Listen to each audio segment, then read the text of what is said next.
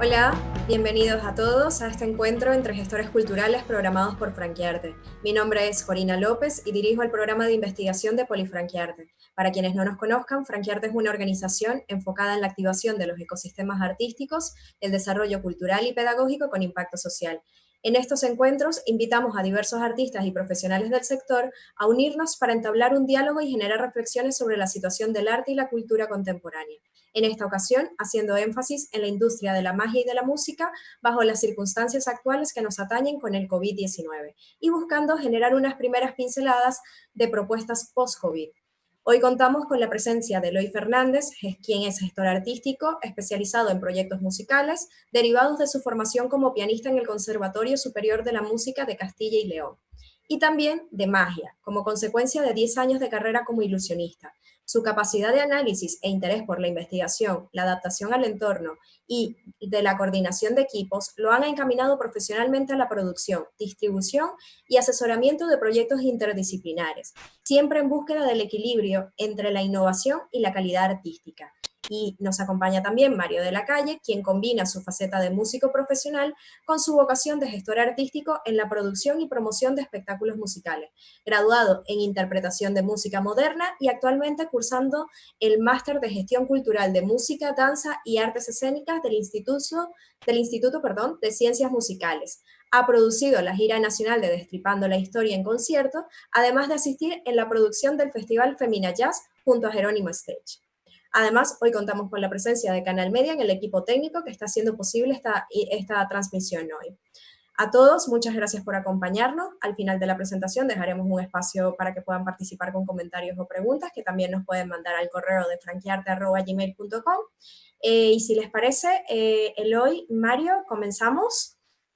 Adelante.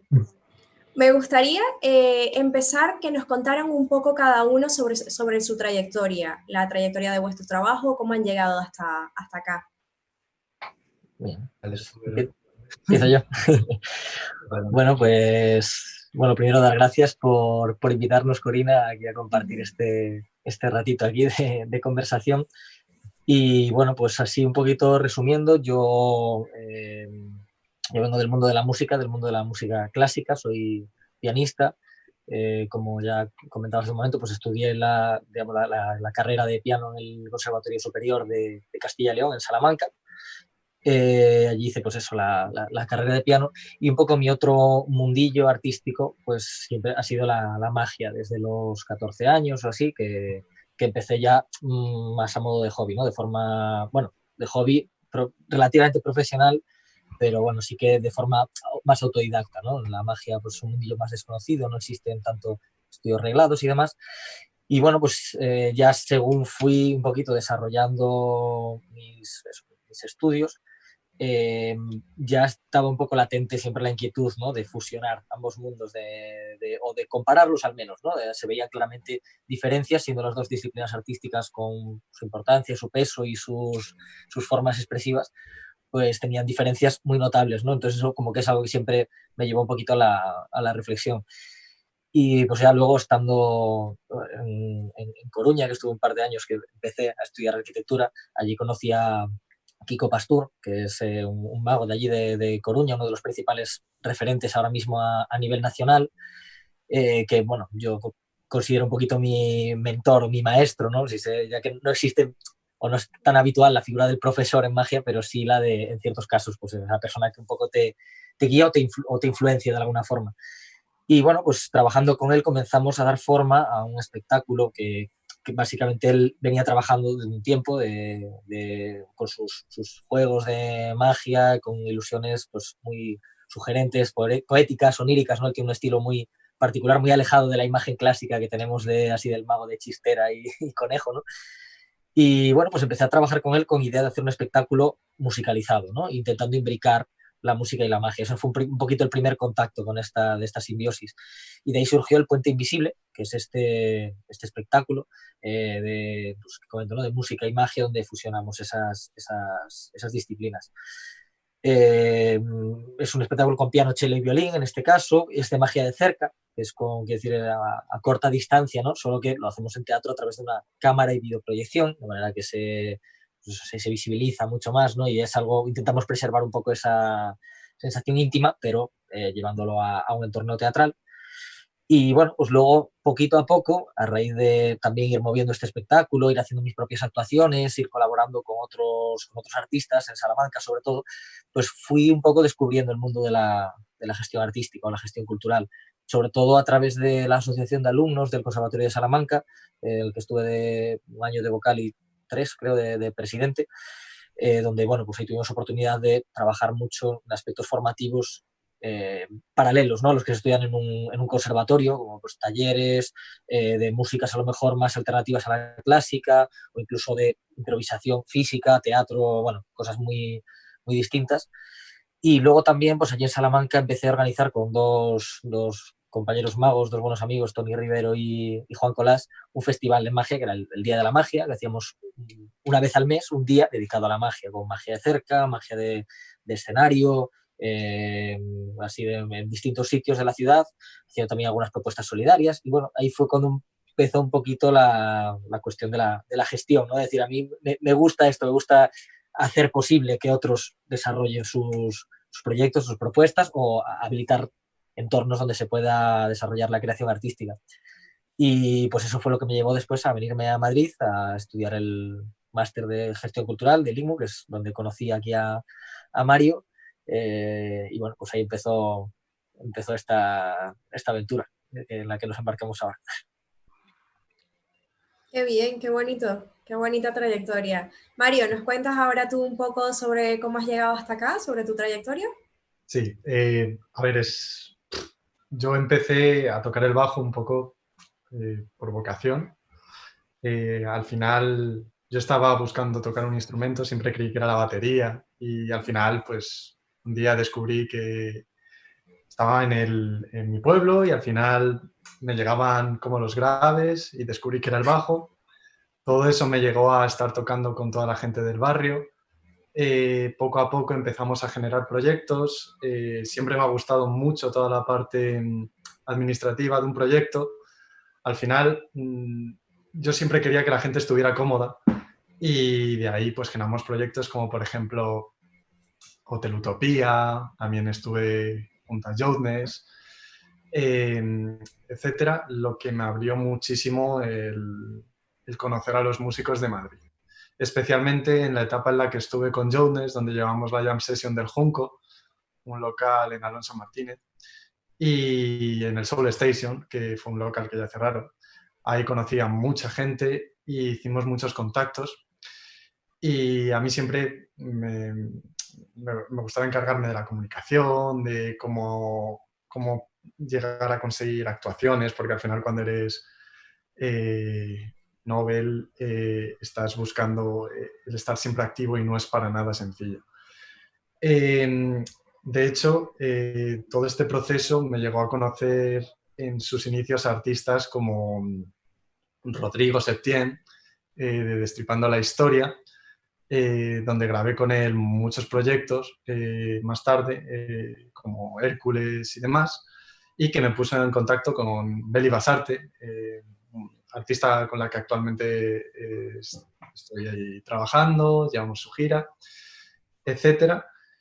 Y bueno, pues llegó un momento en que toda esa vocación de, joder, es que me encanta poder administrar y poder hacer que la gente, todo lo que piensa, se haga realidad.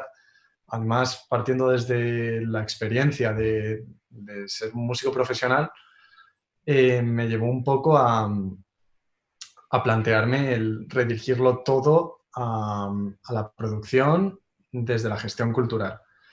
Entonces, como ya había trabajado, por ejemplo, con Rodrigo y Pascu, empezamos a generar todo este proyecto que ellos tienen en YouTube para llevarlo a un directo.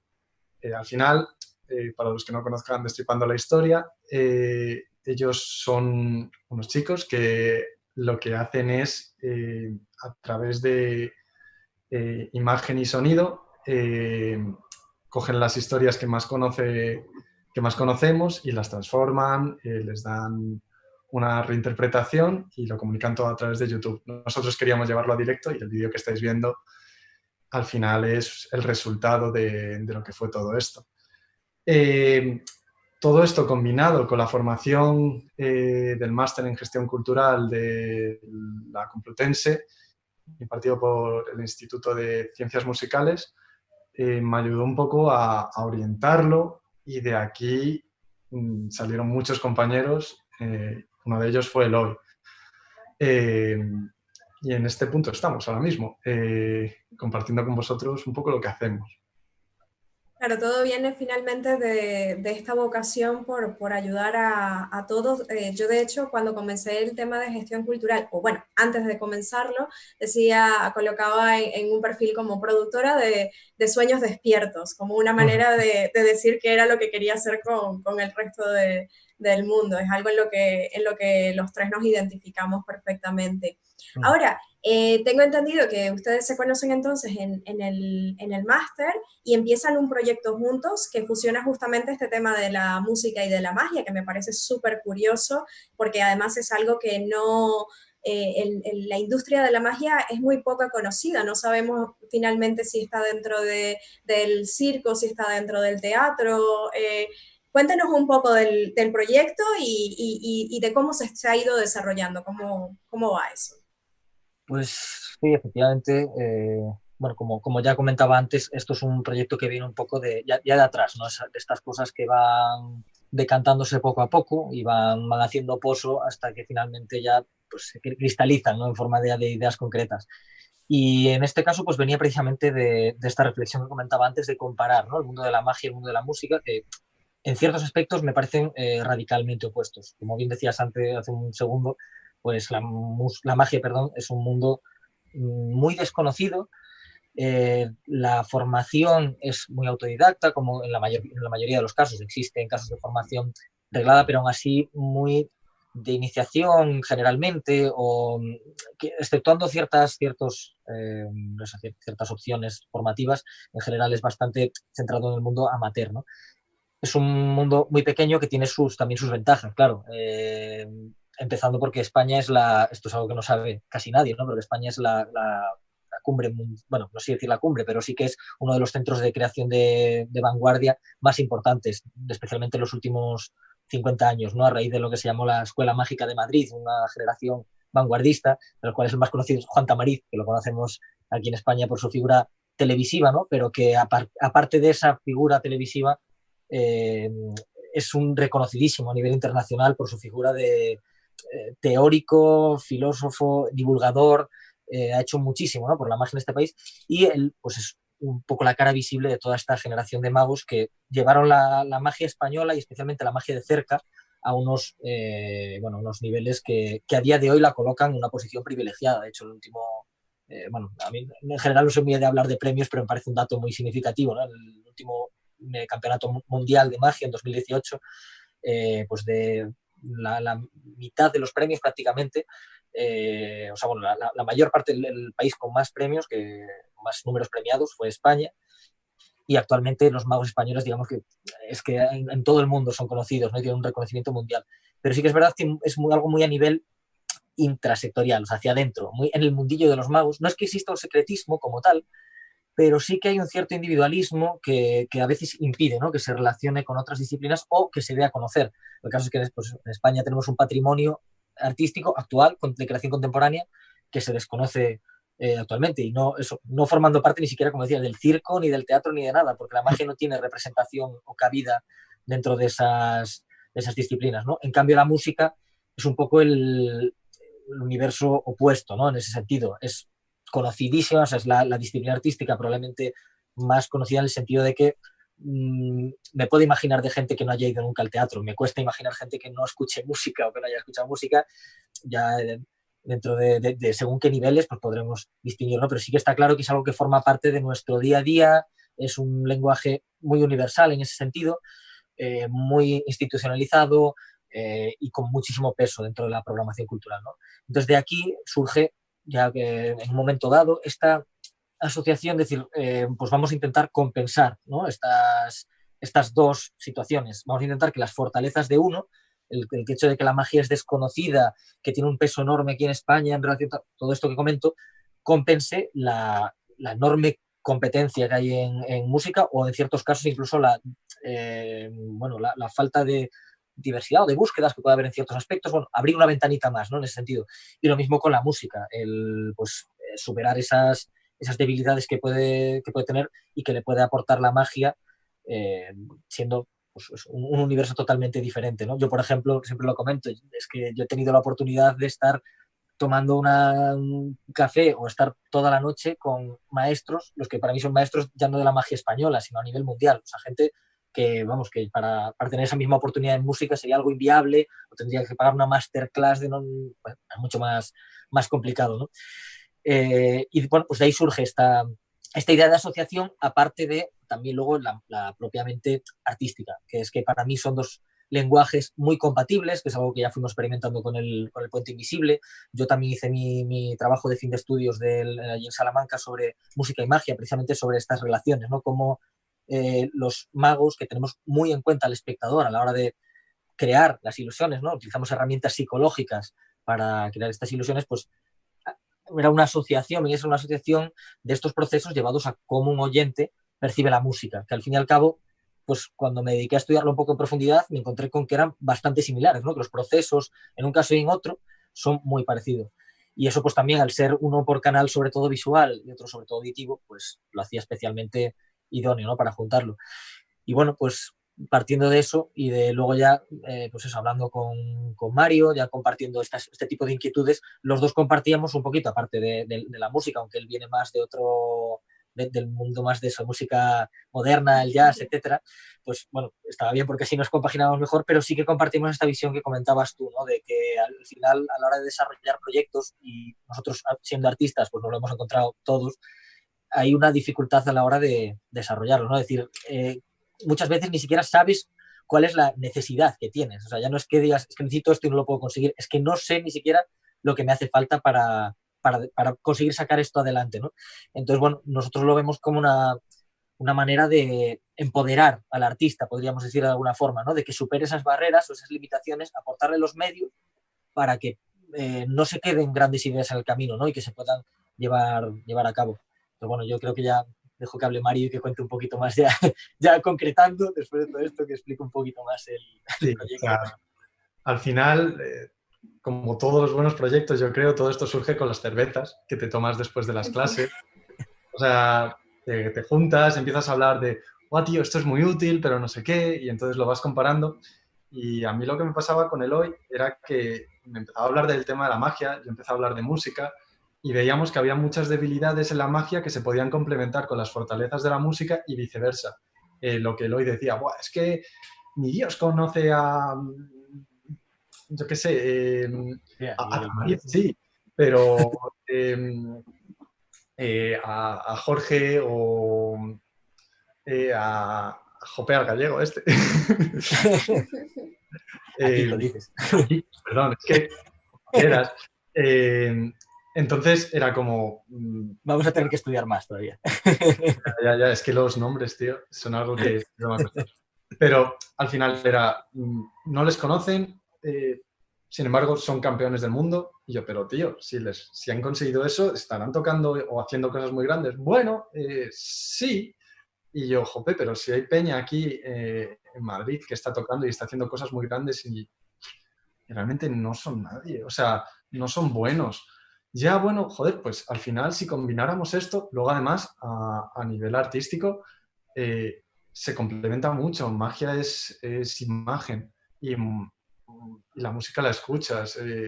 Es genial poder ver algo con los ojos y con los oídos. O sea, es muy bonito cuando nos pusimos a hablar del Puente Invisible y cómo él ya había combinado todas estas características. Y claro, de ahí empezamos a hablar y empezamos a ver un poco la figura del artista, ¿no? Es como, guau, es que esto es genial, pero es que claro, si eres artista y te tienes que poner a currar todo esto, ¿cómo registras la idea? ¿Cómo la comunicas? ¿Cómo atraes al público? ¿Y la distribución? Y todo esto, ¿qué es? Porque claro, es una actividad, muchas veces los artistas, y esto lo hemos vivido los dos desde como músico y como mago, El artista tiene que estar a 40.000 cosas y muchas veces es imposible abarcarlo todo o si lo abarcas todo disminuye la calidad y al final no puedes desarrollar tu proyecto artístico porque muchas veces entra en conflicto con todo lo administrativo. Y entonces, no sé, pusimos, "Buah, es que sería genial tener un sitio donde te dijeran, no, es que lo tienes que hacer de esta manera porque si lo que estás buscando es esto, tu imagen debe ser esta. Si quieres conducir tu concierto, tu actuación, tu espectáculo, lo que sea, a este público lo suyo sería que lo llevaras por aquí". Entonces, un poco intercambiando todo eso, empezamos a hablar de generar un proyecto que desde la visión nuestra como artistas pudiera ofrecer esas necesidades que el artista tiene y que entran en conflicto con lo que un artista debería hacer, que es crear. Entonces, bueno, tras hablar de muchos nombres y demás, al final llamamos a este proyecto Amalgama. Es un proyecto que estamos desarrollando entre los dos. Aún está creciendo, estamos intentando definirlo lo mejor posible, pero al final nosotros vemos que es muy necesario para el artista que esté asesorado, no solo en las cuestiones legales, que eso es un tema bastante importante, es que quiero desarrollar este proyecto y necesito financiación. Voy a hacer un crowdfunding. Y eso todos lo hemos hecho, pero hay otras formas de hacerlo y que son mucho más eficientes. O a lo mejor el crowdfunding es ideal, pero lo tienes que orientar en función de tus necesidades. Ese asesoramiento no solo es legal, también tendrás que tener un asesoramiento artístico. Muchas veces hay proyectos que dicen, voy a hacer un videoclip, y ese videoclip no lo tienen para nada orientado. Es como, perfecto, ¿y qué te gustaría hacer con este videoclip? No lo sé. Me gustaría tocar más, ¿vale? ¿Pero dónde? No lo sé. O sea, el artista muchas veces está tan centrado en crear que estas cuestiones necesitan que alguien se las lleve. Entonces, nosotros empezamos a hablar de un servicio de asesoría que conduciera a eso y más tratando esta experiencia desde lo que hemos aprendido como gestores culturales, como nuestra experiencia como artistas. Aparte de eso, hay muchas otras cuestiones. Por ejemplo, el tema de la producción. Y no nos referimos a grandes festivales o giras nacionales, que obviamente también es parte de la vida profesional de un artista, sino de algo tan sencillo como generar un dossier. Cuando un artista crea y quiere comunicar ese contenido, tiene que saber cómo hacerlo. Y eso es algo que muchas veces encontramos difícil. Y ya el último punto, que sería como lo que realmente todo el mundo llega a buscar, que es que le distribuyan, ¿no? ¿Cómo podemos hacer para tocar en este festival? No, es que quiero tocar en un espacio para presentar mi disco. ¿Cuál es lo más oportuno? Si es artista, tiene que estar haciéndolo todo, no da abasto, afecta a su creación. Entonces, bueno, nosotros queremos disponer esos instrumentos para los artistas y que así se puedan centrar en todo ello. Y de ahí surge un poco Amalgama. Además, nosotros tenemos productos propios, espectáculos, como es El Puente Invisible o La Ilusión Sonora, que esto creo que Eloy lo va a explicar muchísimo mejor, que combina la música y la magia. Entonces, es un poco la naturaleza de nuestro proyecto.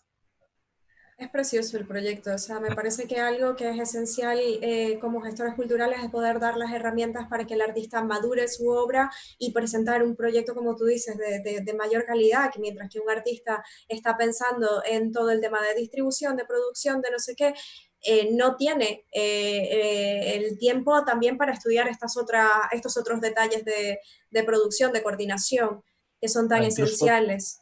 Incluso conectar también, ¿no? Que es algo que nosotros damos mucho peso a esta idea un poco de conectar para crear, ¿no? Esto es algo que también hemos hablado mucho. Yo, por ejemplo, lo recuerdo de mis años de Salamanca, que yo eran muchas horas estudiando y tocando el piano, pero al final yo el recuerdo que tengo es de aprender muchísimo en el conservatorio, pero aprender prácticamente lo mismo, incluso algunos momentos más, simplemente de, pues como decía Mario, ¿no? De las cervezas, pero y no las cervezas como sí, sino como tal, sino de la relación con otros artistas, pero con actores. Quiero decir que para nosotros también el concepto de artista se estira mucho, ¿no? Un diseñador de iluminación es un artista también. eso, todo Cualquier tiene creativo, cualquier claro. creativo.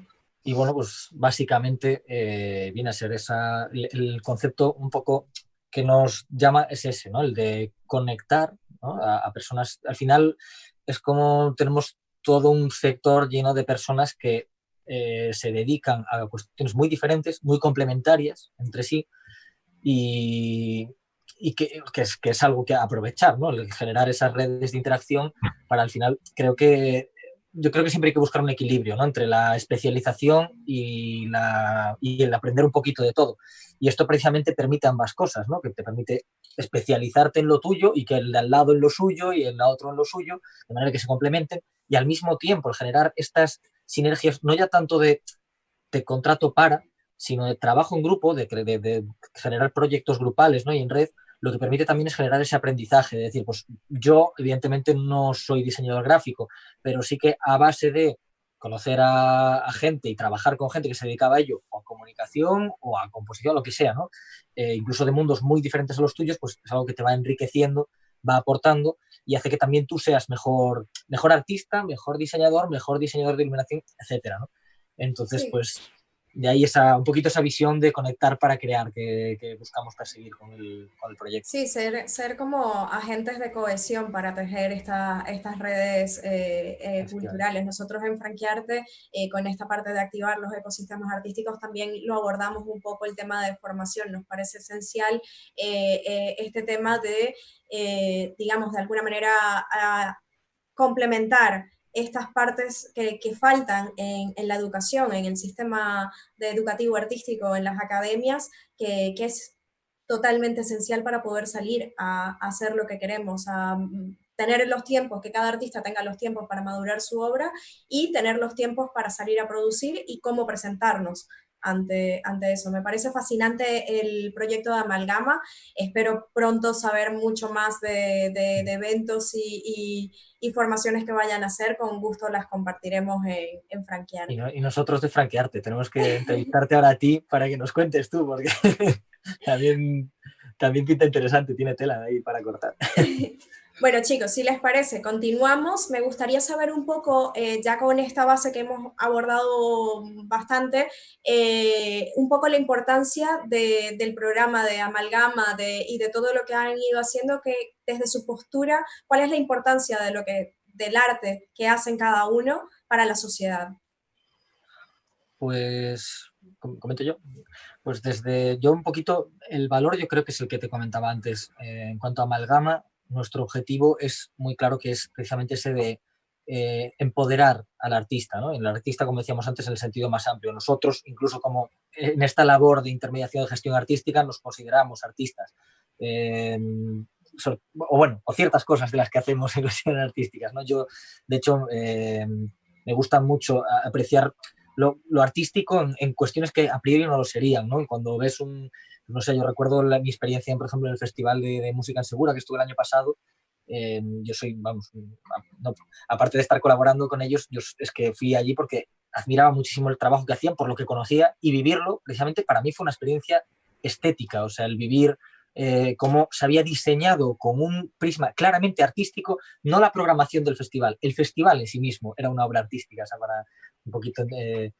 entonces, bueno, pues ese concepto de empoderamiento, de dar al artista el poder sobre lo que quiere hacer, pues es lo que creemos un poco que es el valor que buscamos aportar dentro de esto. Y luego ya, dentro de las disciplinas como tal, para mí la música, y otra vez, ¿no? En contraposición entre música y magia, la música es un catalizador emocional para mí como hay muy pocos, ¿no? Y yo intento, creo que a veces los artistas tendemos muy es natural, ¿no? Pero a ver lo nuestro como lo más importante o lo mejor. Y claro, el caso de la música es que es verdaderamente un lenguaje tan universal como es cualquier lenguaje artístico en el fondo, pero en el caso de la música a nivel social está implementado vamos, de una forma que, pues no sé, que yo suelo decir que para mí el otro lenguaje universal es la moda, ¿no? Es el único que se puede comparar así en nuestro día a día. Yo tengo mi prima que trabaja mucho con el tema de la moda y dice, efectivamente, es que es un lenguaje, todos expresamos con cómo nos vestimos. Incluso cuando dices, no voy a la moda, estás diciendo cosas, no estás expresando cosas. Entonces, pues un poco así. Incluso, bueno, luego hay muchas dimensiones diferentes, ¿no? Ya dentro de eso, yo, por ejemplo, a mí me llama mucho desde hace muchísimo tiempo la música folk. Yo soy de Galicia y aquí tiene mucha presencia, ¿no? La música más conectada con la tradición celta, en contraposición un poquito con otras corrientes folclóricas de otras zonas de España, de otros sitios. Y a mí siempre me ha llamado mucho y hace unos años entré en contacto así con el mundillo del folk, que también es un mundo muy gremial, como el de la magia, muy así muy cercano. Y claro, para mí la música folk, por ejemplo, tiene un valor de conexión con las raíces y con la tradición, que es algo, bueno, es que muy pocas, o sea, al final todo arte al final bebe de algo, ¿no? Pero digamos que este tipo de música bebe de forma muy explícita. Pero sí que para mí la música, aunque se pueda llevar a un terreno más racional, siempre tiene ese componente, siempre ataca al corazón primero, ¿no? O sea, es como que se dirige al corazón. En cambio, la magia, yo veo que es más un equilibrio, ¿no? Porque tengo un buen amigo, mago mentalista y bueno, muchas cosas más, Fernando Figueras, que él trabaja siempre desde 3 puntos de vista, que es la cabeza, el corazón y las tripas, ¿no? Te dice, ¿qué te dicen Y yo creo que la magia tiene un poquito ese equilibrio, ¿no? Porque la magia ataca directamente a la lógica, la tumba, ¿no? Es el imposible, es darte de bruces contra el imposible. Pero también tiene un componente, para mí, el valor que aporta la magia a la cultura o a la sociedad es el recuperar la capacidad de asombrarnos o de maravillarnos, que es algo que suena muy Mr. Wonderful, muy coach, lo sé, pero es que de verdad lo creo así. O sea, es algo que tenemos de niños, el asombrarnos ante todo es nuevo, todo es imposible, todo es mágico, ¿no? De pronto, claro, según vamos creciendo, todo de pronto pierde ese brillo. Y para mí la magia hace que... Empieza Sí. de hecho a perderlo, pero hay algo de esa capacidad de la magia con respecto a la pedagogía también muy interesante.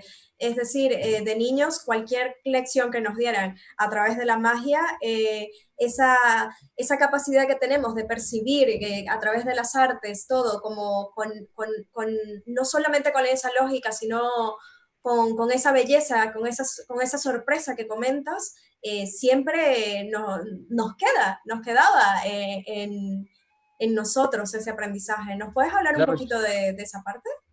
sí, yo creo que al final es un poquito, pues precisamente que esa sensación que se genera es un momento estético. No sé cómo bueno, Ricardo Sánchez, un buen mago de Madrid, que es ahora, bueno, fue redactor de una editorial de magia, actualmente está en Magia Studio, que es la tienda de magia más antigua de Madrid. Él suele hablar de la magia como un acercamiento estético al imposible. No sé si exactamente cómo lo describe, pero es algo así, ¿no?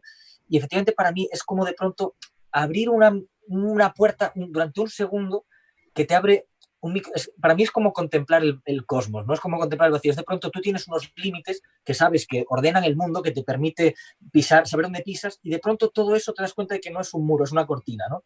Y de pronto todo es posible. Entonces es como descoloca los esquemas y por eso hablo de es recuperar la capacidad de asombro, ¿no? Recuperar esa capacidad de no tener la necesidad de entender todos, incluso de poder maravillarte de no entender ciertas cosas, ¿no? No como una oda a la ignorancia, sino como todo lo contrario, o sea, una oda al asombro. Y sí, yo creo que a nivel pedagógico, de hecho, uno de los proyectos que estamos trabajando en Amalgama, bueno, dentro de Amalgama hemos considerado esta fusión de música y magia, es lo que llamamos melómagos, ¿no? Es como un poco para unar todos estos proyectos que combinan la música y la magia de diferentes formas, pues uno de ellos buscaba acercarse precisamente a esta dimensión pedagógica de la magia. Es un proyecto que surge del contacto con la Fundación Juan March y sus recitales para jóvenes, que son pues básicamente conciertos espectáculo didácticos y aparte con el carácter marcadamente didáctico que sigue la Fundación Juan March, donde se busca mezclar la música con otras experiencias. También estos los recitales para jóvenes, aunque es la línea general que siguen con toda la programación que es fantástica, ¿no? Y entonces, bueno, pues partiendo de esa base que comentábamos antes, de que la música y la magia se solapaban muy bien, pues dijimos, vale, pues vamos a enfocarlo entonces a un público adolescente, que no infantil, que esto es muy interesante porque la magia para niños para mí es muy complicada. Yo creo que eso todos los magos estamos de acuerdo, precisamente por lo que decía antes, porque a un niño le estás forzando a que vea una caja blanca en la que metes maíz y se transforma en palomitas y decirle que eso es normal. Entonces, claro, pues si yo te cojo una caja vacía y aparecen caramelos, pues será un microondas de caramelos, no lo sé. Claro, ya ahí empieza a combinarse la ciencia, aparenta magia y Claro, no, y de repente el arte le da otro sentido efectivamente. y otra aspiración.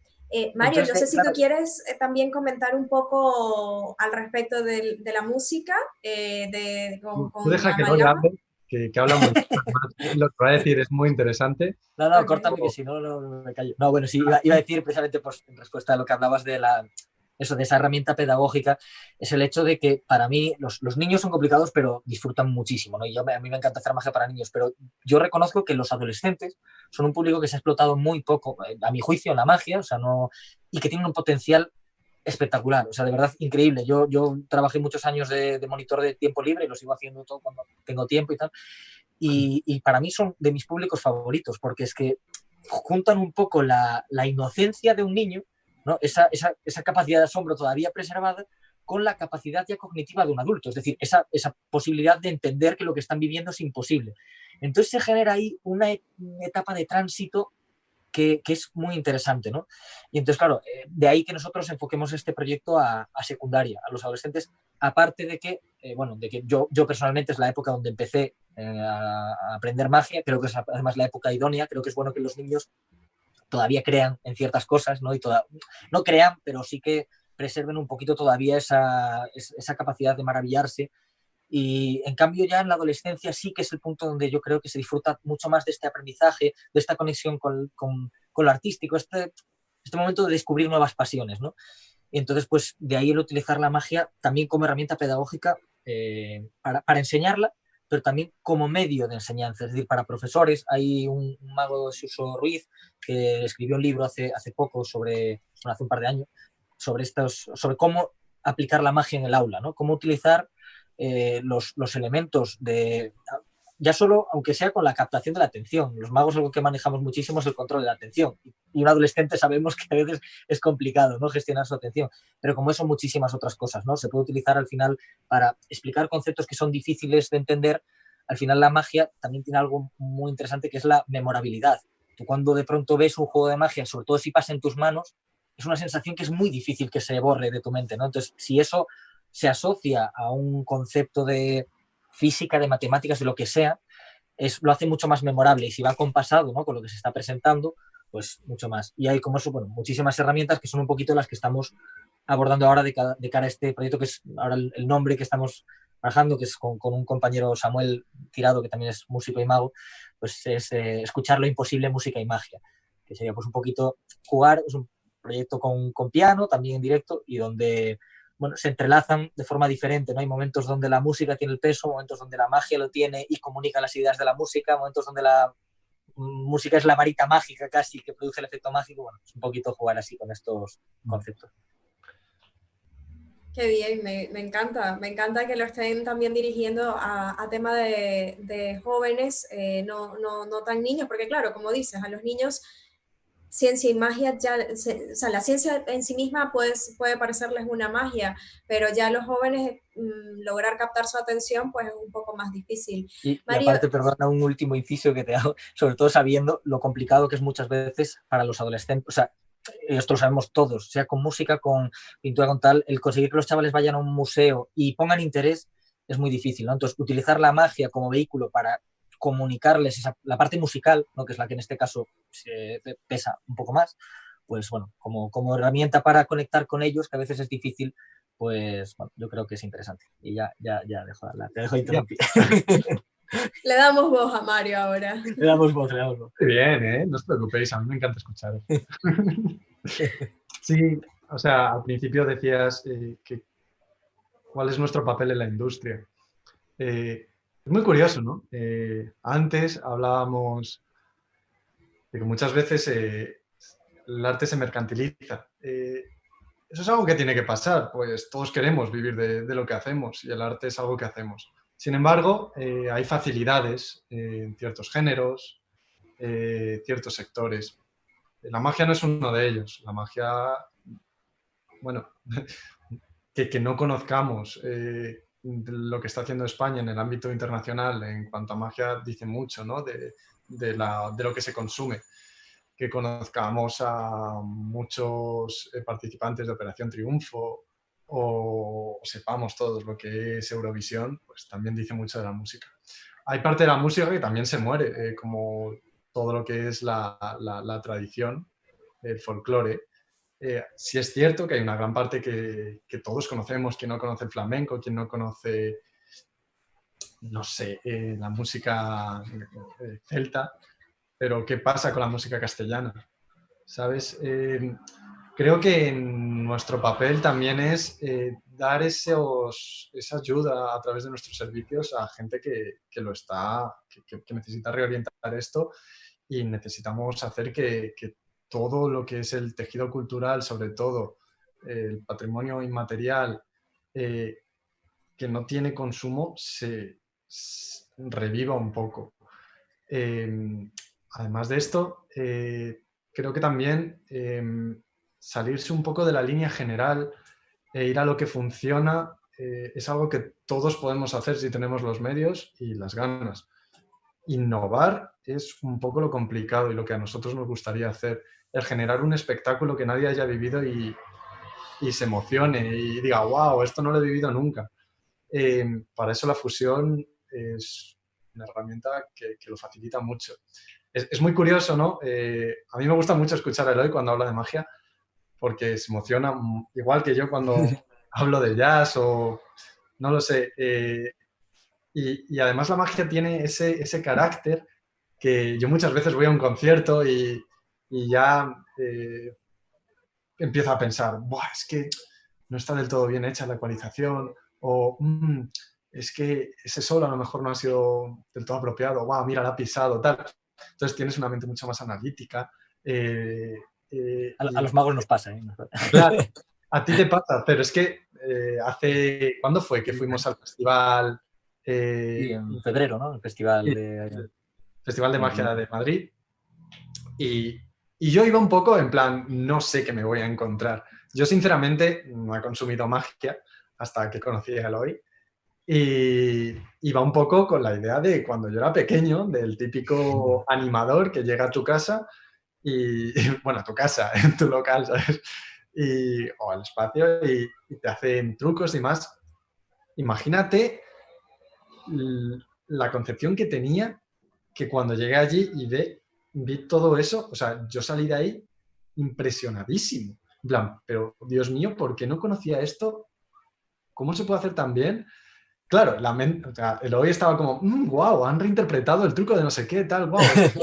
Y yo joder, es que al final es arte. Y esto y música puede ser espectacular. Entonces, creo que nuestro papel dentro de todo esto es desmarcarnos, ayudar, que es algo que muchas veces no se ve dentro del sector, o sea, de la industria de la música. Ves cómo contratos desfavorecen a los artistas, ves cómo situaciones que no pueden abarcar impiden que los proyectos se lleven adelante, ves que hay artistas que por tiempo no pueden desarrollar eso. Y a mí, como artista y gestor, es algo que me frustra mucho. O sea, tengo muchos compañeros que te enseñan su música, y dices, tío, ¿y esto? O sea, es bestial. ¿Qué haces que no tienes un álbum? No sé. Buah, es que no sé qué hacer, ¿cómo lo hago? No tengo dinero. Y yo, pero tío, tú sabes que... pues no. O artistas que se han recorrido el mundo y ahora quieren redirigir su carrera y no saben cómo hacerlo. O intérpretes que te llegan y tienen una música tan increíble, sin ir tan lejos. Simao Félix es un artistazo, a mí me encanta, es de origen africano y fusiona jazz con música africana, así rollo... pero bueno, el caso es que este tío, o sea, tiene un producto bestial y no lo podía distribuir. ¿Cómo lo hacemos? Y Beatriz Ortega, que es la directora de Jerónimo Stage, que en su momento yo estaba trabajando con ellos, o sea, cómo lo llevaba, cómo hacía que esto fuera posible. no sé, a mí es eso lo que me gustaría hacer, que se pudieran llevar a cabo proyectos creativos, innovadores y sorprender al público y dar la capacidad de sorprenderte fuera de lo popular, ¿sabes? No sé, que tener esa impresión que yo tuve con la magia, que sea capaz de vivirlo con la música también. Entonces, bueno, yo creo que eso es un poquito lo que nos gustaría llegar a alcanzar, pero es un camino largo, duro y de fondo, sobre todo. Sí, como darle un poco el poder a esos proyectos que tienen la capacidad de identificarnos tanto, tienen un poder delante de la sociedad impresionante, poder llevarlos a cabo, es lo que quiere hacer Amalgama, según lo que estoy entendiendo. Y claro, ahora más que nunca es un gran reto el que se viene para nosotros los gestores culturales en todas las industrias con respecto ahora a la pandemia, al COVID, ¿no? Es decir, ante la situación actual, pregunto, ¿qué reflexiones han surgido? ¿Habrá algún cambio significativo en cuanto a la selección, por ejemplo, de artistas, de cómo llevarlos? ¿Cómo los ha afectado un poco esta situación? Yo voy a empezar diciendo, yo estaba, por ejemplo, produciendo gira para Destripando la Historia en concierto en el mes de mayo. Por supuestísimo, no se ha hecho. Se ha parado todo. También teníamos ensayos generales con Beli Basarte para su nueva gira, se han suspendido. Compañeros que tenían muchísimo trabajo. Te hablo de que mayo todo entero, parte de junio, etcétera, lo han tenido que cancelar todo. Y no solo artistas, sino técnicos, todo. Se ha paralizado y además el nuestro es un sector que vive de las aglomeraciones en muchas ocasiones. El sector musical especialmente se ha visto muy afectado. Es un cambio de paradigma, sin duda. Y bueno, ahora el reto está en cómo redirigir toda esta situación y bueno, afortunadamente todos sabemos que la música es un sector resiliente, nos podemos adaptar, simplemente hay que saber cómo. Y dentro de la situación, bueno, he de decir que al menos, a diferencia de otras crisis que hemos vivido, en este caso sí que ha habido una ayuda a la cultura. Ahí puede haber crítica respecto a si ha sido suficiente o no, pero sí se evidencia una ayuda. Entonces, bueno, es un principio. Tal vez deberíamos aprovechar esta situación para hacer que no solo el sector de la música, sino el de las artes se juntara y demandara una reforma estructural. No lo sé. Me encanta que menciones, perdón, solo una pequeña reseña. Me encanta que menciones lo de la resiliencia, porque de hecho la música, los libros, las películas, los audiovisuales es lo que nos ha mantenido en el confinamiento, ha mantenido, digamos, nuestra cordura, ha mantenido que nos estemos distraídos, que estemos entretenidos, que podamos sobrellevar esto a quienes hemos podido estar desde casa, ¿no? Por supuesto, eso también hay que tomarlo en cuenta. Pero el hecho, la música me parece que es súper esencial, o sea, yo no hubiese concebido este tiempo de confinamiento sin la música. Claro, y es que, aparte, justo en relación a lo que comentas, Corina, yo vuelvo un poco a lo de antes, que es, a todos nos gusta, y especialmente yo creo los artistas. Me dice mucho mi pareja a veces en broma, ¿no? Como que dice, es que ¿cuántas profesiones hay en las que te aplaudan por hacer tu trabajo, ¿no? Claro, es algo que alimenta el ego mucho, ¿no? Entonces, eso a veces hace que le demos, en ciertas ocasiones yo veo que se le dé más importancia que la que tiene, ¿no? Y si no, no quiero decir que no la tenga, pero creo que sí que se da por hecho, ¿no? Que la cultura es importantísima, que el arte es importantísimo, pero eso se da por hecho, pero muchas veces no se reflexiona por qué, ¿no? Que yo esa es un poco también la reflexión que saqué aquí a raíz del confinamiento y todas estas situaciones que hemos visto. Yo incluso participé en algún proyecto así de streaming, de magia y tal. Y claro, es que yo tengo la sensación de que al final, no sé, o sea, hasta que es positivo porque se evidencia que es muy necesaria la cultura, pero ¿para qué? Al final la cultura es un entretenimiento, parece que se reduce a eso, ¿no? O como mucho, bueno, se puede llevar ya a la parte más de belleza y emoción, pero creo que al final, a mí la reflexión que me llegó un poco fue esa impotencia, es decir, de pronto yo soy artista, estamos en esta situación, yo quiero apoyar, yo quiero ayudar de alguna forma, ¿y qué puedo hacer? ¿No? De pronto, de hecho, yo creo que esta situación ha sido una cura de humildad para muchísima gente, el ver que a lo mejor los trabajos que generalmente están más infravalorados o peor pagados, como puede ser un basurero, una limpiadora, lo que sea, ¿no? Pues resulta que son los verdaderamente esenciales. Y una persona que tiene 2 carreras y 3 másteres, pues resulta que lo que tiene que hacer es quedarse en casa y no molestar, ¿no? O sea, y los artistas, pues yo creo que en parte, bueno, creo que ha habido también mucha saturación en medios, ¿no? De las cosas que se han venido haciendo, pero al margen de eso, yo leí el otro día un artículo de Roberto Gómez de la Iglesia hablando de la pirámide de Maslow, ¿no? Que habla de las necesidades, en plan de que primero están en la base de la pirámide las necesidades de supervivencia básicas y según vas ascendiendo, pues van las más secundarias. Generalmente la cultura la solemos ver arriba de todo, ¿no? Y sí que es verdad que ahora esta situación ha evidenciado que no es tan arriba, o sea, no es un producto tan de lujo, sino que es algo que necesitamos más.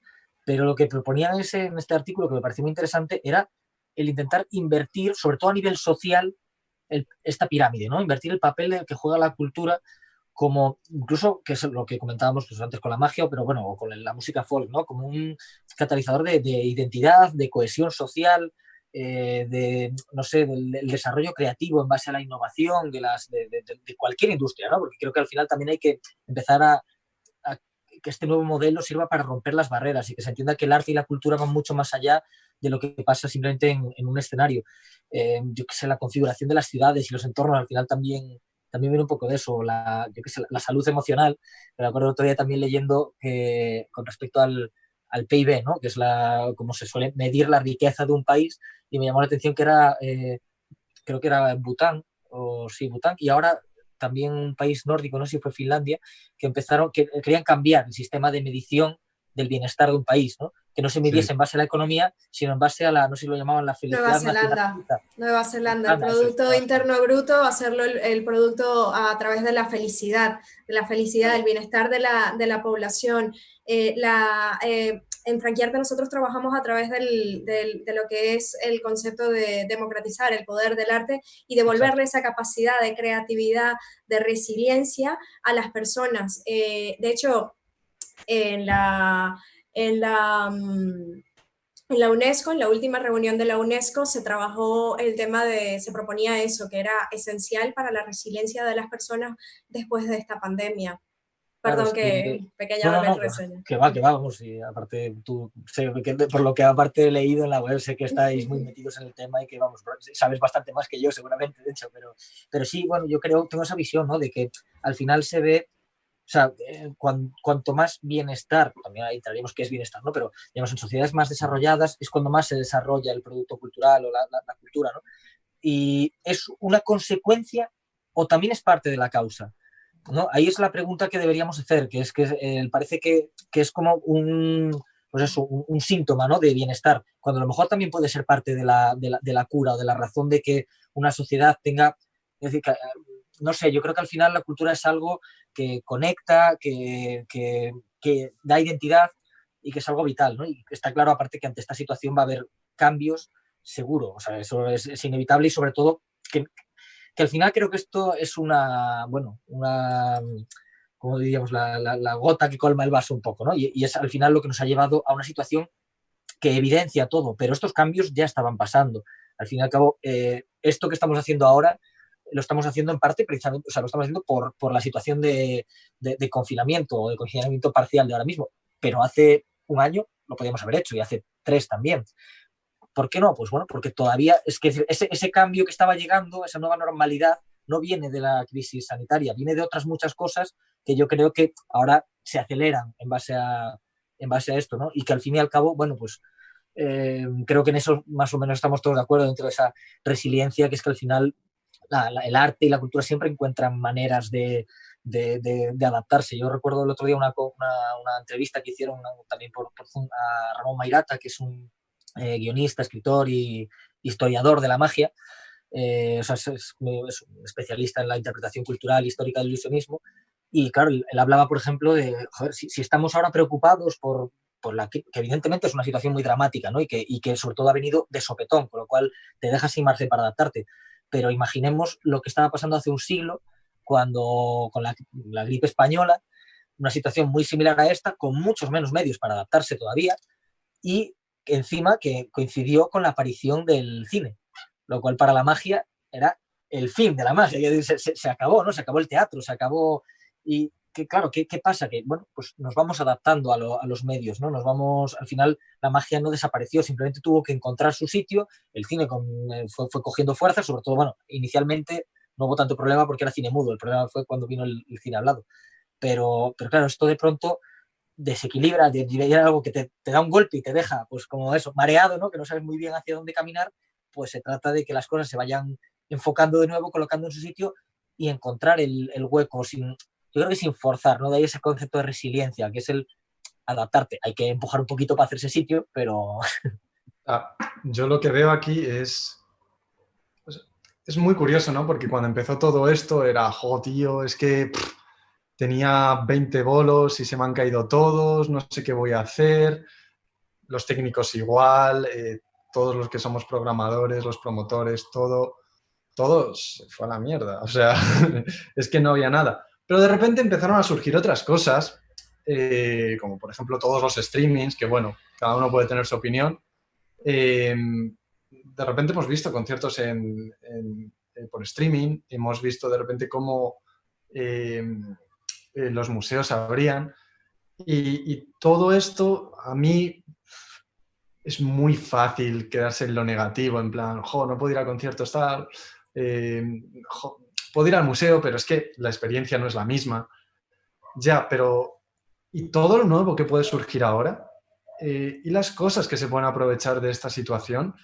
El arte siempre se adapta y es un reflejo de la sociedad. Si nosotros utilizamos esta situación para hacer esa reestructuración, a lo mejor generar nuevos modelos de consumo, una planificación de cómo utilizar los recursos para optimizar todos los resultados y que la experiencia de consumo sea distinta. No me refiero a... Porque a mí, sinceramente, me parece un poco absurdo que pues se intente continuar adaptando el modelo de consumo que teníamos ahora a una situación que no lo permite. Lo que hay que hacer es generar esas nuevas experiencias. Me parece que la adaptación a lo digital es algo que se tiene que hacer, pero huyendo de emular lo que ya estábamos haciendo. Y eso es el reto realmente, el cómo hago un concierto sin que sea un concierto como el de antes, pero partiendo de esa base. ¿Cómo hago una exposición que se pueda transmitir lo mismo, pero adaptando el formato? Creo que esa es nuestra necesidad ahora y eso es un poco lo que nos frustra, porque todo lo que supone un cambio supone tiempo y nosotros necesitamos poder vivir de lo que hacemos. Entonces, bueno, yo al menos he tenido bastante tiempo de reflexión para todas estas cosas y ya han ido surgiendo muchas nuevos modelos. Claro, nuevos puentes, digámoslo así, de comunicar. Toda crisis es también un puente de oportunidades, Sí. si lo queremos ver de esa manera. Un ejemplo muy obvio es, tú antes ibas a ver al artista y tú te ibas ahí, le tenías a 200 metros de distancia, que le veías así, que le veías todo su puesta en escena y le veías casi como no sé, un dios. Ahora les ves en pijama.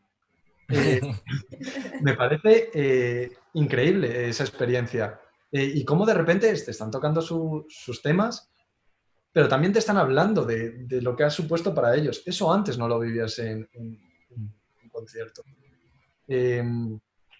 ese acercamiento, por ejemplo, al artista es algo de lo que nosotros nos gustaría poder ofrecer al público. O, o poder vivirlo desde diferentes puntos de vista, incluso físicos. No lo sé, es algo que a mí me gustaría mucho explotar. Ojalá lo hagamos pronto, porque esto es una situación que no va a cambiar cuando haya ya una vacuna. La nueva normalidad no supone el ir otra vez a los conciertos y tal. Hay mucha gente que ahora mismo tiene miedo a salir de su casa, no están dispuestos a ir a una aglomeración. Entonces, no hay que forzar, hay que crear. Entonces, bueno, no sé vosotros, por ejemplo, desde Franquearte, ¿cómo estáis pensando todo esto? Imagino que en una galería una opción sería el control de acceso y demás. No sé si hay alguna otras formas de redirigir esa experiencia. Sí, de hecho, ya nosotros desde antes estábamos comenzando a plantearnos otros modelos, otras formas de consumo, por irte a lo más sencillo y básico. Ya yo a partir de este año, yo dejé totalmente, cada vez que me decían, no, que hay que sacar las publicidades impresas o lo que sea. No, todo online, porque igual todo el mundo tiene ya un teléfono o tiene acceso al internet, que no es necesario seguir produciendo en masa, generando basura, básicamente. Me parece que si algo ha puesto de manifiesto este parón de repente es, como bien decían, acelerar estas nuevas formas de consumo de la cultura, que también nos ha hecho puente a un sinnúmero de posibilidades de conectar. De repente el domingo tenía una entrevista con Camila Beco de Teatro de los Invisibles que me decía una residencia artística teatral virtual, perdón, donde podía por primera vez conectar con actores de otras partes sin tener que moverse. Y la cuestión está en la disciplina que esto requiere de mantenernos frente a unos retos que nos generan otro nuevo carácter dentro de la escena, digámoslo así, sea cual sea el rubro. En ese sentido, me parece que es fascinante la cantidad de puentes que se están estableciendo, de retos que se están estableciendo a generar formas de experienciar una exposición de forma distinta. Claro, no es hacer de repente una visita guiada, una visita virtual, perdón, una visita virtual con en cuanto a la galería que me preguntabas, a hacer el catálogo y que esa sea la visita. No, no se trata de eso, se trata de generar nuevos formatos adaptados a la circunstancia, a lo digital. Y en eso estamos trabajando. En mi caso, por ejemplo, he hecho un poco de activismo proyectando desde mi ventana a la calle, la naturaleza, porque mi punto de partida es en estas nuevas formas de habitar el planeta y en estas nuevas formas de consumir, pues hacerlo de forma positiva y consciente y sostenible con el planeta. En este sentido me voy a aprovechar un poco de que me pasaron aquí la palabra un poco, que ya nos estamos yendo para esa parte, de un poco qué planes o propuestas post-COVID o post-confinamiento han surgido dentro del proyecto de ustedes en conjunto o separados. O sea, ¿ahora qué? ¿Qué se puede hacer? ¿Se puede hacer de otra manera? ¿Algún nuevo modelo de producción o de consumo de la cultura de la música y de la magia que hayan surgido durante este tiempo? Claro, yo tengo que decir que yo soy partidario siempre de esa innovación, pero siempre en relación al de donde venimos y la tradición, ¿no? Y de hecho yo, en cuanto a esa nueva normalidad, yo soy bastante, o sea, yo creo que no va a ser tan distinta como estamos pensando, como se está poniendo. Evidentemente hay cosas que van a cambiar y van a seguir ahí, y sobre todo en torno a la digitalización, que eso lo vemos muy claro, ¿no? De todas formas, yo creo que, y se está viendo ahora mismo con las terrazas, con las playas, con todo, la gente está con ganas de salir. Es decir, otra cosa es que sea responsable ahora mismo, yo estoy quedándome en casa o saliendo lo justo, intentando ser responsable, ¿no? Pero es que se han cancelado todos los festivales, y los festivales al final, claro, y los festivales pueden ser online, pero es que nunca va a ser lo mismo, nunca, aunque sea, habrá que encontrar, como bien decíais los dos, esa forma de hacer algo diferente, pero esa experiencia va a ser siempre inimitable, ¿no? La experiencia del vivo y de compartirlo con gente. Al final, la gente que va a un festival, pues sí, vas por ver a este grupo, pero vas más por la experiencia compartida, ¿no? Y eso creo que es impepinable, igual en música clásica, en la magia, creo que aparte... vamos, yo creo que en la literatura y el cine, por ejemplo, son los que más, bueno, no favorecidos, pero sí que se han mantenido más de forma... No tienen que cambiar al final. Claro, no han tenido que renunciar a nada o a poco, ¿no? O sea, no se han tenido que adaptarse tanto. Evidentemente, todos se han visto afectados, pero yo quizá menos. La música muchísimo. Y la magia, yo diría que incluso en ciertos aspectos más, porque lo bueno de que la magia es que la magia de cerca, la modalidad de magia de cerca es muy práctica para trabajarlo en cámara, y así se ha visto que casi todo lo que se ha hecho ha sido magia de cerca. Pero aún así es que se pierde el factor presencial, de que la magia al final es de las pocas disciplinas que de forma intrínseca prácticamente rompen la cuarta pared, ¿no? O sea, quiero decir que tú al final puedes romperla de forma decidida, de forma explícita, pero en la magia, perdón, eso casi pasa por definición, con lo cual de pronto enfrentarte a una pantalla es que es muy complicado porque no imita al vivo, ¿no? Sí que es verdad que creo que hay que buscar, y ya se están buscando, y nosotros hemos estado también trabajando en cuanto a propuestas y demás, y creo que están empezando a salir cuestiones que todavía faltan muchísimo, ¿eh? Yo creo que falta muchísimo por andar. Y en mi opinión creo que el gran valor que podemos sacar de aquí ya no es el que nosotros nos hayamos visto forzados a adoptar esto, sino que el público, o sea, que toda la sociedad ahora mismo, gente que no había utilizado una videoconferencia en su vida, ahora se ha convertido en su día a día, ¿no? Entonces, claro, ahora mismo este lenguaje que estamos viendo aquí ya forma parte del inconsciente colectivo, ¿no? Y es algo que se puede aprovechar. Vamos, yo, por ejemplo, de lo que lo estoy comentando mucho porque de verdad me gustó mucho y me impresionó. Hizo Iñaki Gabilondo un programa ahora durante el confinamiento que se llamaba Volver para ser otros, el mundo después del coronavirus. Un programa en formato de entrevistas del que suele manejar él, con la calidad que suele manejar él, ¿no? Y eso pasaba mucho por la realización, que básicamente lo que hacía era coger este formato de videoconferencia con la gente, con su cámara del móvil en su casa, pero trabajándolo de tal manera que estaba explorando la expresividad que permitía ese medio, ¿no? De pronto le estaba dando un valor añadido con respecto al de una entrevista presencial, ni mejor ni peor, pero diferente, ¿no? Y estaba explorando el medio. Para mí, yo lo comento siempre porque es para mí el ejemplo más claro que he visto de un adaptarse al medio. Pero yo creo que falta muchísimo camino por andar. De hecho, había leyendo un artículo, unas estadísticas del Observatorio de Cultura de la Fundación Contemporánea, que se publicó un observatorio, o sea, un análisis urgente, habían puesto algo así, ¿no? En abril fue. Hicieron una serie de encuestas tanto a representantes del sector público como privado, y comparando un poquito la situación, y yo me llamó mucho la atención la parte que preguntaba con respecto a la transformación digital, ¿no? La adaptación al medio digital, que preguntaban cuántos consideraban que la transformación era necesaria. Un 88% consideraban que era necesaria, parcial, o sea, hablaban de transformación parcial. Transformación total, muy poquita gente decían que realmente esto fuese a conducir a... ¿Perdón? ¿A qué te refieres con transformación? A que hay que adaptar, ¿no? Esa transformación digital. Claro, vale. Adaptar los formatos a lo digital. Necesitaban adaptar su negocio a lo digital. Y por eso digo que el 88% lo planteaban como transformación parcial. Y el resto eran los que decían que no o que transformación total, ¿no? Pero en cambio luego la siguiente pregunta era cómo o sea, eran varias preguntas en torno a lo favorable que veían esa transformación, o lo fácil que podía ser esa transformación, ¿no? Pues ahí la media era de un 5 raspado, por distintos motivos, ¿no? Porque preguntaban por tus medios, ¿cómo podrías transformarlo? Uf, complicadísimo. Por la disciplina en sí, la capacidad de hacer propuestas, uf, complicadísimo. Por la facilidad, la adaptación del público a estos formatos y que los consuman o monetizarlos o tal. Era todo como en torno a un 5 raspado, ¿no? La valoración que daban.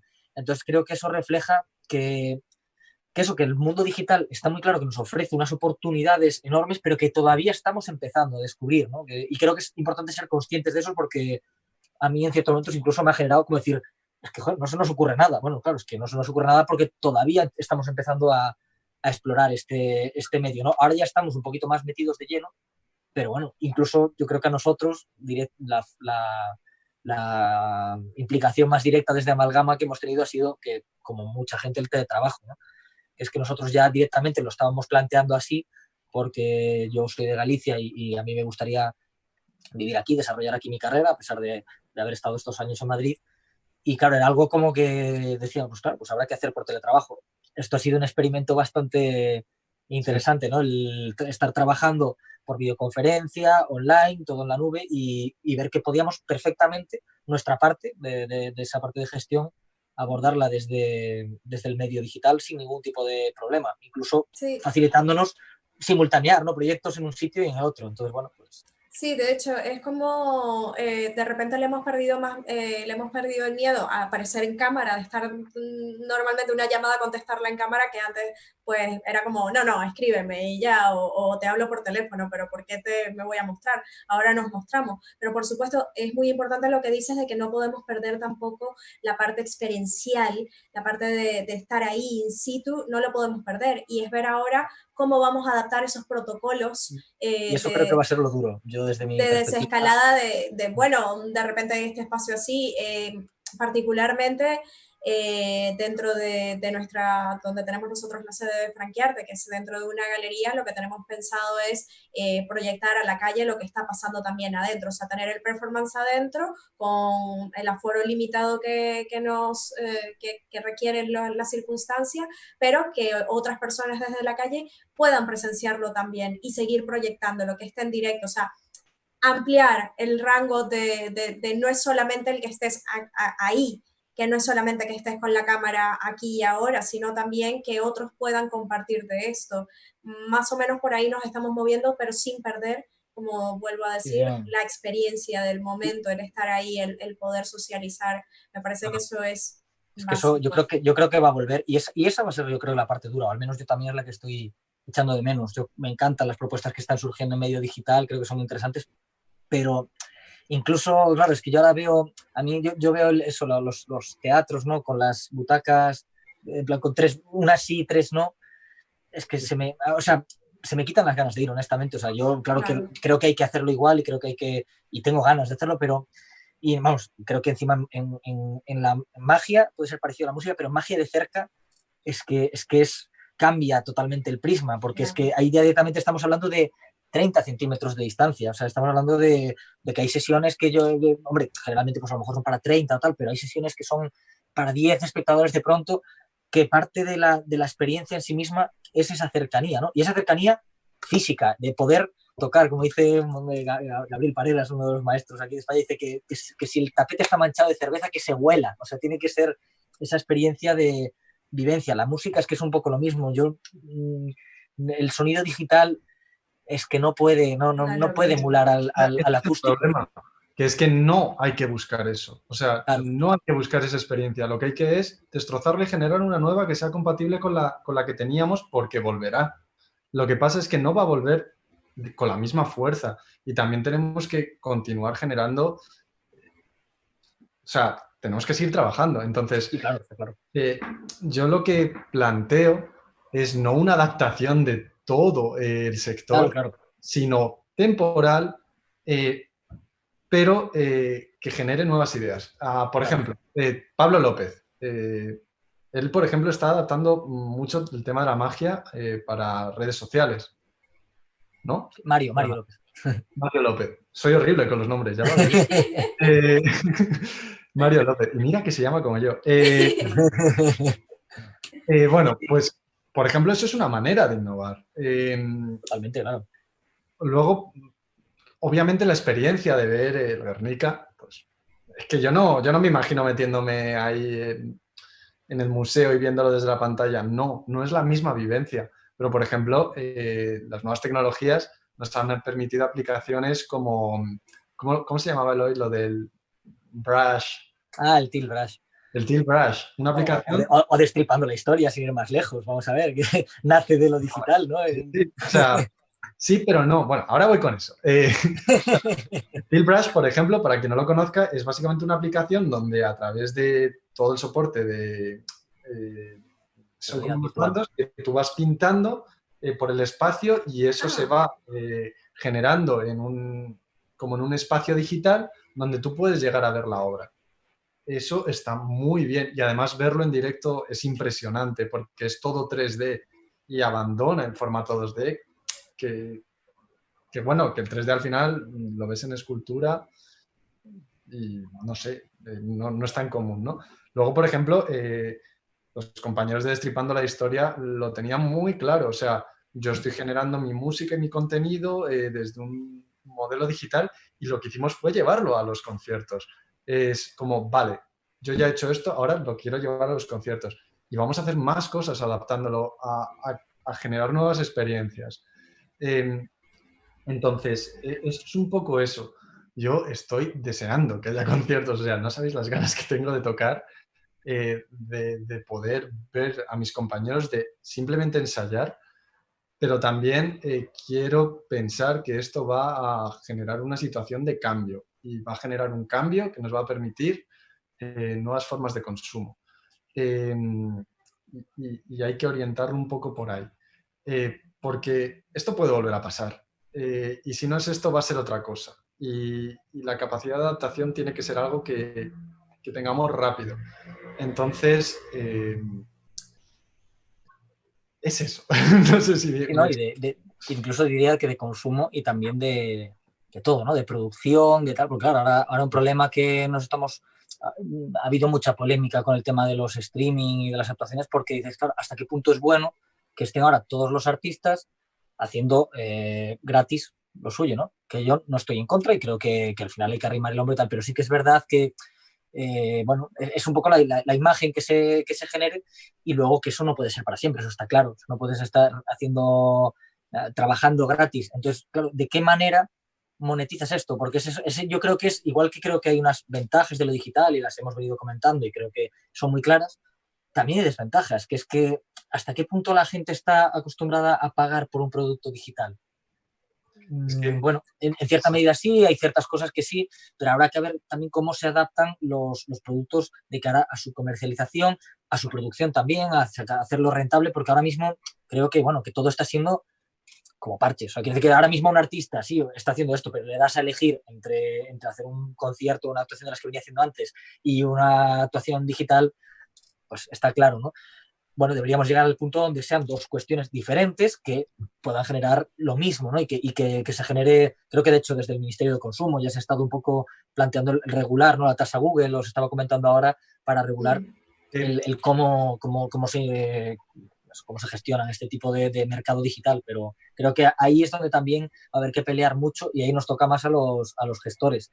Claro, es decir, cómo conseguimos que el público entienda qué es lo que se aporta y entienda que y eso pasa por lo que decía Mario, que es decir, si tú al final lo que me estás ofreciendo es un concierto pero peor, pues mira, pues no voy a pagar por un concierto pero peor, esperaré a que pueda haber el concierto directo. Si lo que me ofreces es una experiencia que solo puedo vivir en este medio, claro. Tuvimos un tiempo o sea, los tiempos de confinamiento fueron esenciales, despertar un poco la solidaridad y despertarnos también ese sentido de apreciar mucho más ese momento en escena, ese momento in situ, que puede ser bueno, vamos a tratar de adaptar lo positivo, pero ya adaptándolo a cómo vamos ahora a generar este consumo del cual también vivir, del cual también es nuestro trabajo, no es solamente, sí, nos encanta, nos apasiona y amamos lo que hacemos, pero no es solamente... como todo el que tiene un trabajo vocacional, ni más ni claro, menos. Claro. Me parece que esa pregunta es esencial, es uno de los nuevos retos en los que constantemente estamos trabajando y por lo que generamos también, invitamos a generar estos diálogos para ver, bueno, cómo lo vamos a plantear ahora, no sé si la pregunta será cómo lo vendemos o no, pero sí cómo vamos a vivir de esto ahora, qué le estamos aportando a la sociedad. Y ahí es donde creo, de verdad, que creo que yo la figura, de hecho, del gestor cultural, yo no la conocía hasta que me metí en gestión cultural. De hecho, yo hubo un momento que lo cuento siempre que fue gracioso porque casi, no digo que me creyera que había inventado la profesión, pero casi. O sea, fue como, digo, bueno, claro, luego es un trabajo así muy en la sombra, ¿no? Claro, luego te paras a pensar y dices, joder, claro, es que tiene que haber alguien que se encargue de esto, ¿no? Y creo que en esta transición es un momento para reivindicar la figura de todo lo que es la gestión cultural como intermediador, como decías tú, de activador de ecosistemas culturales, ¿no? Que me parece un término muy, muy, muy bonito. Y creo que ahí tenemos que jugar un papel esencial, ¿no? Porque no creo que evidentemente los artistas siempre van a estar trabajando ahí, pero nosotros también somos artistas. Nosotros creamos a través de la gestión, ¿no? Yo siempre, esto lo comenté muchas veces con Mario y compartimos esa visión de que nos gusta más el término de gestión artística que de gestión cultural.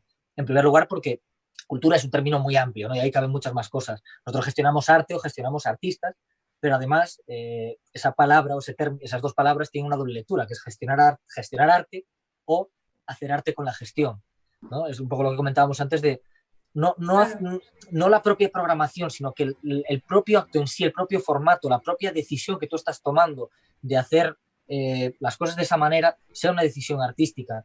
Y creo que en ese sentido, por todo lo que estamos comentando del medio, de la predisposición del público, de que hay que ver cómo vender, cómo comunicar, cómo tratar, creo que son cuestiones que se enlazan más directamente con la gestión que con el arte en sí. Creo que es trabajo de los gestores culturales que nos encontramos ahora mismo con un reto, y un reto que puede contribuir a definir mucho nuestra profesión en el futuro y nuestra posición dentro del sector cultural, ¿no? Y creo que es vital ahora mismo que sigamos formándonos, informándonos, adaptándonos, y que seamos un poco también los que llevemos la voz cantante dentro de esta transición de cara a facilitar a los artistas, pues lo que comentábamos antes, ¿no? Tú preocúpate de crear, tú preocúpate de eso, vale, ahora en este medio, o adaptándote de distintas formas a este medio, pero creo que tenemos que ser un poco los facilitadores de todo este proceso. De hecho, se me ocurría con todo esto que estás comentando también de la cohesión con otras disciplinas que de repente no son consideradas disciplinas artísticas, pero que también son disciplinas bastante creativas y que pueden apoyar estas nuevas formas de consumo de producto. Es decir, el que está haciendo los técnicos de iluminación, que lo mencionábamos antes, o qué está haciendo incluso los biólogos, ¿no? Cómo están trabajando este tema de cómo combatir un poco el cambio climático con respecto también a lo que nosotros hacemos. O sea, me parece que también es esencial escuchar otras disciplinas en este momento si queremos realmente generar nuevos productos, no quedarnos en siempre qué está haciendo solamente la pintura, qué está haciendo los artistas visuales, qué están haciendo en el rubro de la música, sino también conectar con de otros hecho, creo que profesionales.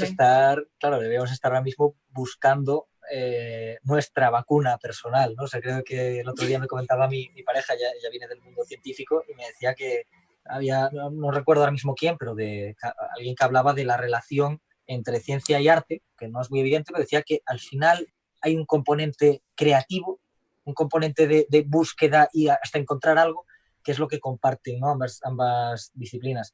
Entonces yo creo que es un poco lo mismo, es decir, que al final las implicaciones de esta situación, de esta pandemia, van mucho más allá de las sanitarias. Entonces creo que, y es lo que hemos evidenciado, ¿no? A lo largo de toda esta conversación, que hay un cambio de modelo a muchos niveles.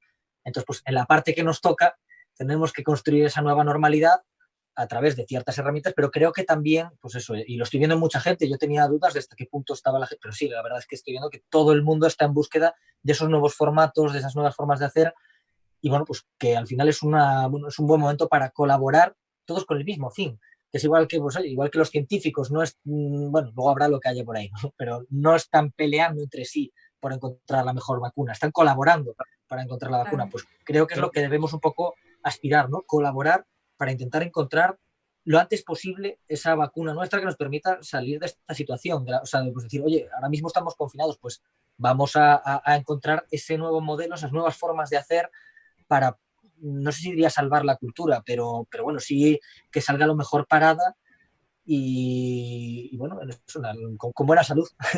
Me encanta el concepto de buscar la vacuna propia, porque incluso a nivel filosófico repensar eso es clave en todo esto. O sea, de hecho, corrí a apuntarlo porque me encantó. Hay que o generar anticuerpos, es una de dos. ¿Verdad? Yo creo que todo lo que estáis diciendo está muy bien, todo es muy poético.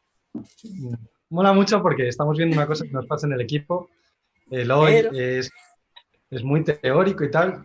Yo soy mucho más práctico. Creo que la situación ahora es un punto de inflexión y hay que aprovecharla. ¿Y cómo se aprovecha? Con el cambio. ¿Y cómo se consigue el cambio? Con la coordinación y la comunicación entre el sector.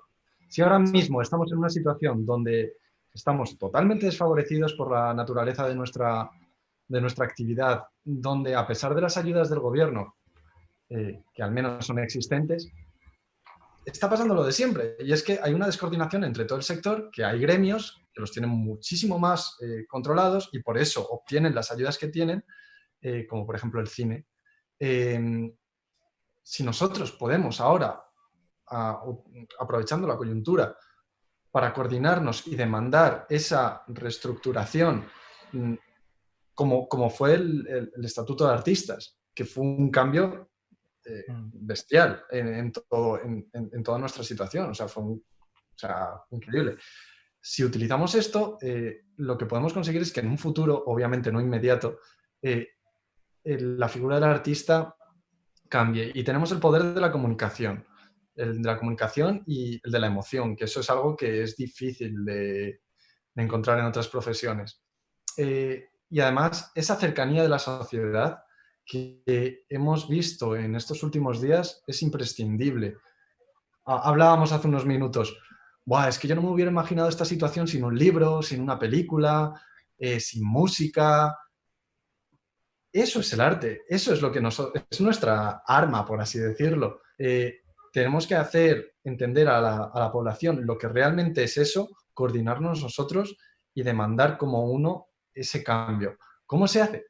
Eso es lo que yo no lo sé, me encantaría tener aquí una respuesta, pero el estar callados, el no coordinarse es muy difícil. Y ahí la figura del gestor me parece fundamental, porque si ya el artista lo tenía complicado, por no decir otra cosa, nosotros tenemos que tomar cartas en el asunto y hacer algo. Sí, Y los generar artistas. política, perdón, generar política cultural que nos ayude a reestructurar, a resolver esos problemas de estructura que tiene el rubro. Nosotros dentro del ensayo de arte y cultura post-COVID que trabajamos en Franquiarte lo mencionamos y mencionamos algunas de estas cuestiones de cómo de repente propuestas para solucionar, pero claro, son bastante complejas. De todas maneras, te invito a chequearlo para que lo comentemos en otra sesión, ya que esto da para una conferencia completa. Sí, Sí, pero es bueno, yo que creo que lo que sí está claro es que es un problema sistémico, ¿no? Quiere decir que está ahí. Y de hecho, yo, bueno, ya sí me gustaría compartir, sin abrir tampoco mucho hilo, pero, por ejemplo, es que es algo que yo necesito decir ahí, porque es con el tema de la magia, por ejemplo, que claro, quizá, he hablado mucho también de la parte buena de que sea un sector pequeño y tal, pero a mí, yo, por ejemplo, y por eso María y yo también estamos intentando buscar maneras de apoyar al sector, porque tiene que venir del propio sector y eso es algo que no estoy viendo y eso es algo que sí que me preocupa más, porque quiere decir que mientras el resto de artistas o de sectores o agrupaciones, ¿no?, de artistas estaban aprovechando, que no en el buen sentido, ¿no?, pero esta oportunidad para evidenciar unas circunstancias, evidenciar unos fallos estructurales, unos problemas de raíz, ¿no?, y hacer una serie de reivindicaciones desde la unión sectorial, que creo que ha sido muy positivo y que hemos conseguido que se nos escuche, que no es poco. Yo estoy en ese sentido algo decepcionado con el sector de la magia, que es que no ha habido esa unión y era un momento en el que se nos podía escuchar y en el que se podía decir, solamente con decir que nosotros también estamos aquí, igual que los del circo, igual que los del teatro, igual que los de la música lírica, jazz, folk, también estamos nosotros aquí, ¿no? Y yo lo que he visto es que en magia, al final, precisamente por esa diferencia que hay entre lo que percibe el espectador y lo que hago yo, que es mucho más exagerada en el mundo de la magia, hay una mirada hacia adentro que para mí es muy, no sé, muy negativa y muy perjudicial. Es decir, que mientras los artistas estaban haciendo estas reivindicaciones, los magos estaban quejándose y haciendo escritos porque había gente que estaba revelando juegos de magia en Instagram. Que será un problema mayor o menor, pero puesto en la balanza creo que pesa mucho menos. Creo que lo que más nos preocupa es que como de pronto lo digital explota y hay gente por todos lados, unas cuantas personas se dedican a revelar juegos en internet, que no se va a acabar la magia por eso. O sea, así de claro lo digo, ya es un dilema que viene de atrás, pero que dice que al final es igual que en política se está hablando mucho de que todos estos este ruido político que hay, ¿no?, distrae del problema principal. A mí magia me ha parecido un poco eso, es decir, ¿por qué no nos centramos de una vez? Y yo es algo que, bueno, intento abogar por ello, y desde aquí, bueno, aprovecho este espacio para lanzar un mensaje de unión a los magos, es decir, vamos a a unirnos, pero de verdad, o sea, a entender que no estamos en las mismas circunstancias que están otras disciplinas artísticas, que tenemos un tesoro, pero un tesoro de verdad del que la gente no es consciente, y tenemos que no solo compartirlo con el público, tenemos que compartirlo con el sector cultural, que haya más diálogo y que creo que ya hay poco entre disciplinas, bueno, o se puede mejorar por muchas vías, pero en el caso de la magia creo que es exagerado. O sea, sí que nos podemos inspirar en otros artistas, en otros tal, pero no va de eso, va de hablar, va de que de una vez la magia esté a nivel social, a nivel de sector cultural, a nivel tanto público como privado, y sobre todo creo que a nivel público, que tenga una representación y que se vea como lo que es una disciplina, una más, ni más ni menos, una más, ¿no? Y que tiene su peso. Y bueno, por eso lo digo en relación a lo que comentaba Mario, ¿no? Que tenemos que ser nosotros los artífices de ese cambio, no podemos sentarnos a esperar que el público decida, tenemos que ser nosotros los que creemos nuevas formas de generar diálogo, de interacción, de nuevas escuchas, nuevas formas, no sé, ahora es encontrar el camino porque se nos abren mil, ¿no? Y no hay pocas cosas más difíciles que la página en blanco. Yo creo que ahora mismo nos estamos enfrentando un poco a una página en blanco o una página con el título, como mucho, ¿no? Que es nueva normalidad. Perfecto. ¿Y ahora qué, no? ¿Y ahora qué escribo? Entonces, bueno, pues creo que está en nuestras manos un poco pues qué nueva normalidad queremos escribir. Hay muchos condicionantes, pero bueno, yo lo llevo un poquito a la magia porque es una situación que me cabrea bastante, pero creo que se aplica a todo, ¿no? Que al final, claro que hay que reivindicar, claro que hay que quejarse y, hombre, cuando te caes, pues lo primero cuando tú te caes y te haces daño en la rodilla es Dios, ¿no? Es pues eso, es echar todo eso fuera, pero luego pues toca, tío, levantarse, limpiarse la herida y echar a andar, ¿no? Y creo que es lo que un poquito tenemos que Sí, que demandar sí. y que actuar desde el sector cultural. Sí, algo nos deja toda esta exposición que hemos hecho es ese tema de es momento de escribir nuestra historia, es nuestro momento para reestructurarnos y construir esas nuevas formas de habitar el planeta de forma positiva. Mario, no sé si quieres incluir algo más, si no, yo creo que ya se nos ha ido un poquito el tiempo, podríamos ir cerrando. Yo, la verdad es que hay tantas cosas que decir, pero Claro. tantas que se han dicho que yo me quedo contento. Simplemente llamo a la reflexión y que el conformismo no debería ser ahora mismo un poco no debería ser la normalidad. O sea, ni tampoco el pesimismo. Hay que tirar para adelante, hay que generar ese cambio, hay que manifestar la situación actual para hacer que de esta situación se genere una nueva, que sea mejor de la que venimos y que de esta manera tanto artistas como todos los profesionales que están alrededor puedan tener un trabajo igual de digno que cualquier otro y sobre todo que la sociedad sea consciente de nuestro papel en la misma. O sea, que eso es algo que me da mucha pena. O sea, ¿quién no ha dicho alguna vez, soy músico ya, pero ¿cuál ¿Y qué es más? el trabajo? Así que bueno, simplemente eso. Me encanta que toda la exposición ha sido súper apasionante, hablar con ustedes ha sido fascinante. Muchísimas gracias por haber participado. Encantada y más bien hay que repetirla ya, seguir hablando, que esto se nos puede ir horas y horas conversando, Sí, hay mucho que decir sobre todo todo este tema. con cervezas, Corina, en una Ahí está. terraza. Por Y favor. ya está. Videocañas. Y es que esto de la videoconferencia es súper guay. O sea, realmente estamos aquí, yo creo que ya nos acostumbramos. Pero el poder estar ahí cerca y poder decir las cosas y sentir a las otras personas, yo creo que... El aura de que como dicen, el aura de la obra, el aura de las personas, estar el semblante de cada uno. Totalmente de acuerdo. Muchachos, mil gracias a Canal Media, muchísimas gracias a quienes estén viendo este encuentro. Los invitamos a continuar siguiendo estas sesiones a través de nuestra página franquiarte.com. También nos pueden seguir en las redes sociales como Franquiarte. Chicos, creo que Amalgama todavía no tiene página o redes, pero si quieren decir por dónde nos podemos seguir, o si no, pues Franquiarte también irá comentando, que irá reposteando todo lo que ustedes hagan de aquí en adelante. Nos conocerán. Nos conocerán. Vamos pasito a pasito, lento pero seguro. Así que nada, nos ha gustado esta oportunidad de poder, pues oye, contar nuestra visión y lo que queremos hacer, que al fin y al cabo también nos ayuda a tenerlo más claro y ver también, pues oye, siempre tener feedback es bueno. Y bueno, y próximamente pues ya se irán teniendo más noticias de cómo va avanzando este proyecto que nos ilusiona mucho. Nada, ya para terminar, y me callo. Nada, pues es un placer, la verdad, hablar con gente como tú, Corina, que tienes una visión tan parecida a la nuestra, que apoyas todo el sector cultural. A los chicos de Canal Media por hacer esto posible y tener una realización tan bonita. Parece que estoy en las noticias de la CNN. Y bueno, y a Eloy por estar ahí, que jope, al final es un placer trabajar con él y tirar estas cosas para adelante. Y sobre todo a toda esa gente que está viéndonos